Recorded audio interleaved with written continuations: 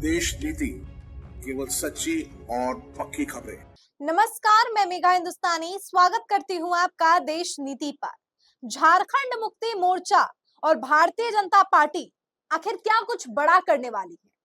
स्वघोषित चाणक्य यानी प्रधानमंत्री नरेंद्र मोदी जब चुनाव में इनकी दाल गलती नहीं है सीधे तरीके से, तो उंगली टेढ़ी करने की बजाय ये घी का जो डब्बा होता है उसको पलट देते हैं और इस तरीके से पलटते हैं कि सरकारी एजेंसियों का बखूबी उपयोग नहीं बल्कि दुरुपयोग कर देते हैं और विपक्ष की आवाज को दबाने के लिए इन पर ही निर्भर रहते हैं।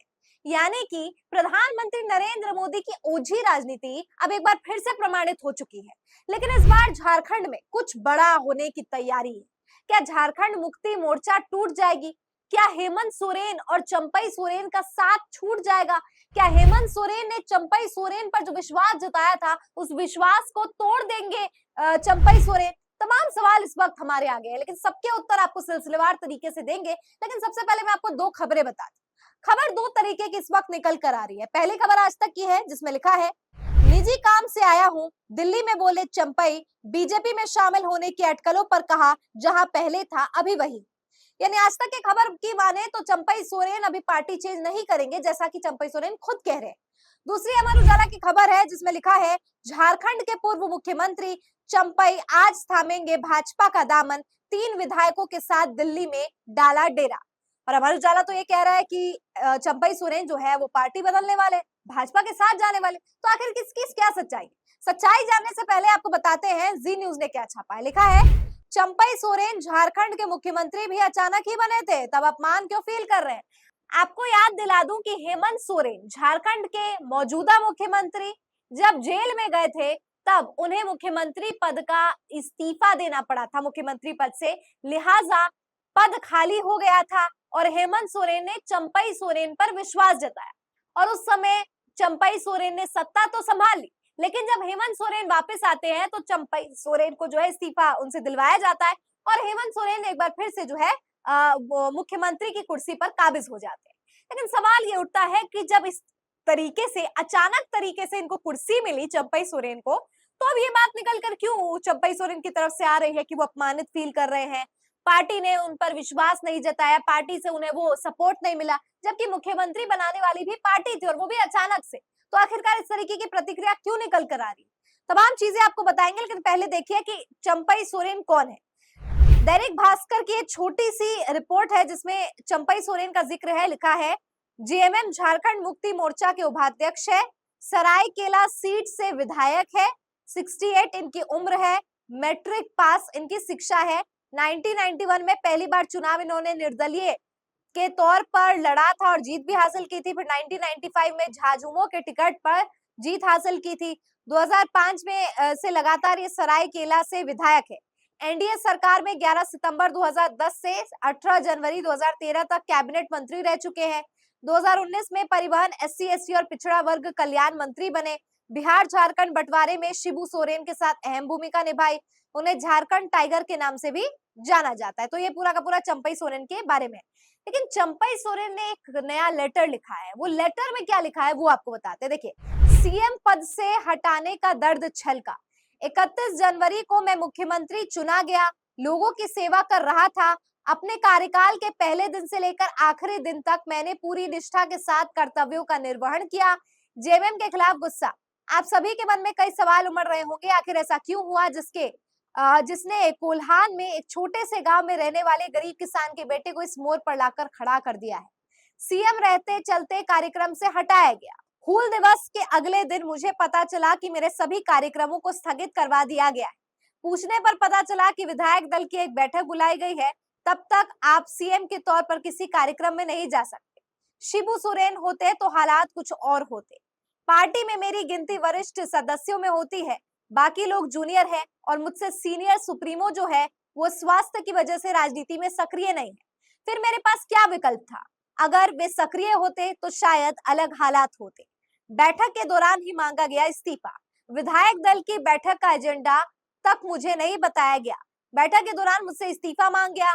मुझसे सत्ता का मोह नहीं था, इसलिए मैंने तुरंत इस्तीफा दे दिया। हालांकि आत्मसम्मान पर लगी चोट में से दिल से भावुक हूँ, वैकल्पिक राह तलाशने को मजबूर हूँ। 3 दिनों में ऐसी कई अपमानजनक घटनाएं हुई है जिसका जिक्र फिलहाल नहीं करना चाहता। इतने अपमान एवं तिरस्कार के बाद मैं वैकल्पिक राह तलाशने के लिए मजबूर हो गया। आज से मेरे जीवन का नया अध्याय शुरू होने जा रहा है। इसमें मेरे पास 3 विकल्प थे। पहला, राजनीति से संन्यास ले लूं, दूसरा, अपना अलग संगठन खड़ा कर लूं, और तीसरा, इस राह में अगर कोई साथी मिले तो उसके साथ आगे का सफर तय करूं। ये तमाम तरीके की बातें इस वक्त जो है हेमंत सोरेन की तरफ से निकल कर आ रही है। और इसके मायने समझने के लिए थोड़ा और इसे विस्तार से जानते हैं। देखिए, झारखंड के पूर्व सीएम चंपई सोरेन ने रविवार को जेएमएम छोड़ने के संकेत दिए हैं। आगे वो क्या करेंगे ये साफ नहीं है।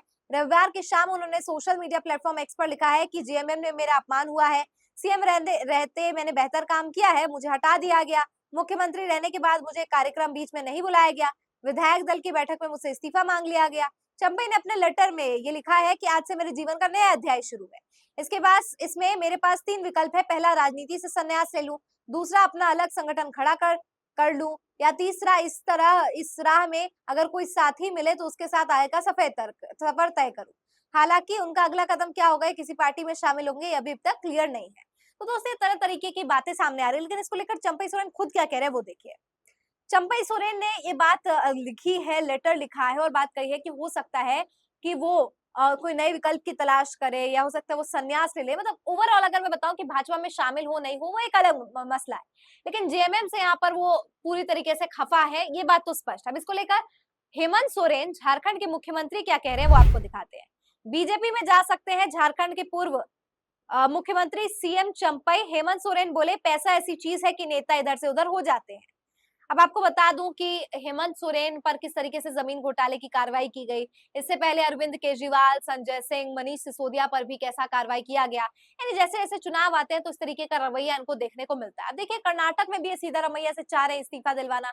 यानी कर्नाटक, दिल्ली, झारखंड सब में जिन राज्यों में जीत नहीं पा रहे हैं उसमें विपक्ष को तोड़ना, विपक्ष पर प्रयोग ईडी सीबीआई का करना या पैसे का लालच देना, इसी तरीके से जो है खरीद और फरेब करने लगते हैं। इसको लेकर सोशल मीडिया पर भी लोगों ने अपनी प्रतिक्रिया जताई है, जिसमें से एक जैकी यादव है। जैकी यादव ने लिखा है, 3 जुलाई यानी जिस दिन हेमंत सोरेन ने चंपई सोरेन से इस्तीफा दिलवाया था, मैंने उसी दिन कह दिया था कि इस्तीफा हेमंत सोरेन को भारी पड़ने वाला है, लेकिन मुझे कुछ लोगों ने राजनीति से अनभिज्ञ करारे दे दिए थे।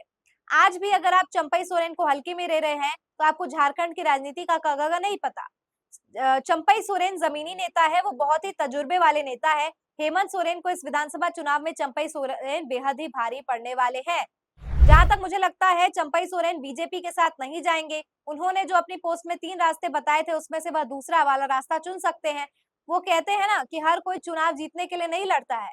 बस यही इस बार हमें झारखंड की राजनीति में देखने को मिल सकता है। चंपई सोरेन का कुछ फायदा हो ना हो, मगर वह हेमंत सोरेन का बड़ा तगड़ा नुकसान कर सकते हैं। तो दोस्तों, जरा अनुमान लगाइए कि जब विधानसभा चुनाव नजदीक है और ऐसे में इस तरीके की साजिशें चल रही हैं, ऑपरेशन लोटस झारखंड में चलाया जा रहा है।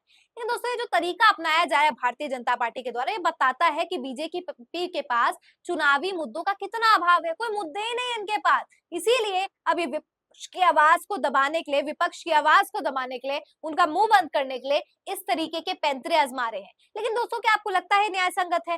क्या झारखंड में जिस तरीके से तोड़ मरोड़ करके राजनीति की जा रही है, और पिछले कुछ दिनों में कर्नाटक से भी एक खबर आ रही थी कि सीतारमैया को हटाने की प्रयास किया जा रहा है, क्योंकि कर्नाटक में तो कितना बड़ा नुकसान हुआ भाजपा को, बात कोई नकार नहीं सकता। और झारखंड में भी अब जातिगत जनगणना को लेकर विपक्ष काफी ज्यादा मजबूत नजर आ रहा है। ऐसे में हेमंत सोरेन, चंपई सोरेन के बीच में ये विवाद उत्पन्न किया जा रहा है, गलतफहमियां डाली जा रही है। हालांकि ये बात अभी चंपई सोरेन खुद ही कह रहे हैं कि उनके मन में ऐसा है वैसा है, जो भी वो अपना दुख प्रकट कर रहे हैं। लेकिन इसका मतलब ये थोड़ी कि भाजपा ज्वाइन कर लीजिए। आप वहां पर जो है बातचीत कीजिए, नेगोशिएशन कीजिए, और बिना नेगोशिएशन के तो राजनीति में कुछ संभव ही नहीं है। और अगर आपके बीच में नेगोशिएशन नहीं होता है तो तीसरी पार्टी को, अगर यानी भाजपा को तीसरे बंदे को पता चल जाता है, तो वो तो आपकी लड़ाई का, आपके कलह का फायदा उठाएगी।